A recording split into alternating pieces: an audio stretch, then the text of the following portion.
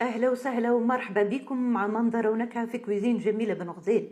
اليوم باش ناخذوا طريقة تحضير ومراحل الهريسة.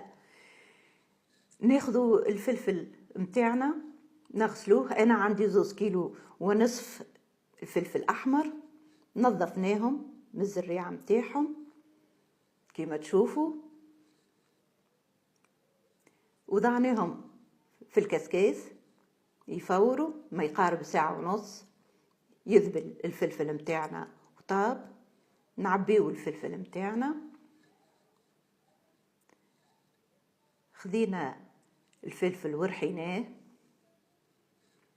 ترحات الهريسة متاعنا الكلها كما تشوفوا، هريسة رطبة. ضفنا لها الملح، ولهنا مرحلة مهمة للملح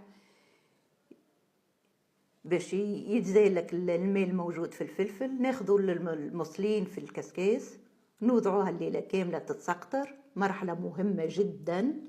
تزالك الماء هذاك باش يعطي للهريسة متاعنا النفس الطويل وما تتخربش.